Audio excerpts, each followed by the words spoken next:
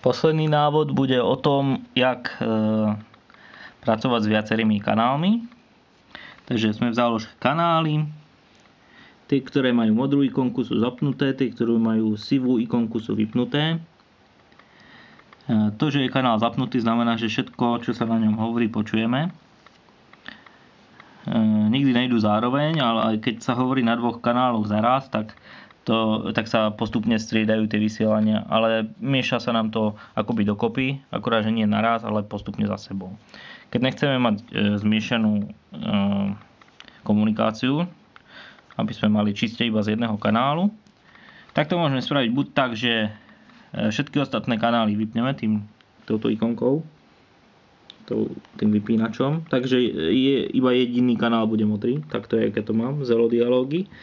Ale zároveň týmto prídeme o všetko, čo sa hovorí na tom druhom kanáli. Keby nás to zaujímalo a chceme si to vypočuť potom z histórie, tak si môžeme ten kanál zapnúť modrým, ale na tom kanáli, kde chceme počúvať, musíme si ho zvýrazniť.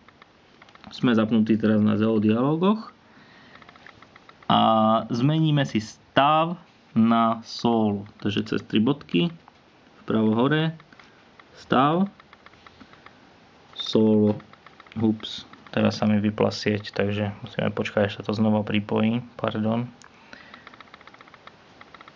Jo, takže sme na 3 bodkách, stav, solo.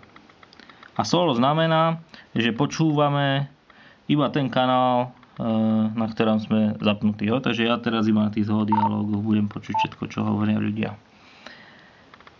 Ako náhle vyjdem z tejto obrazovky, zase počujem všetky kanály, pripojím sa na schizo a keď som stále v tom stave solo, tak začnem počúvať iba tento jeden kanál, ten schizo. Hovoril som o histórii. Ak sme pripojení na kanáloch a máme ich zapnuté, nezáleží na tom, či sme v solo móde alebo to je jedno, tak sa nám nahráva história, aby sme sa mohli vrátiť k tým záznamom, keby nás to zaujímalo. A to je tá tretia záložka v tom kanále. Také tie hodinky so šipkou. Táto história je prázdna, pretože tu sa asi nič nedialo na tomto kanáli, ale napríklad nejaký iný kanál by nejakú históriu mohol mať. Jo, napríklad tu máme túto Michelle, Regina. História je len niekoľko dní, takže bohužiaľ nie všetky dialógy budú zaznamenané. Čo je na jednu stranu asi aj dobré pre ochranu súkromia trochu. Tak, to je snáď všetko pre Android. Dúfam, že vám to bolo užitočné. Prípadné dotazy mi píšte na e-mail uvedený v záhlaví alebo v zápätí stránky. Díky.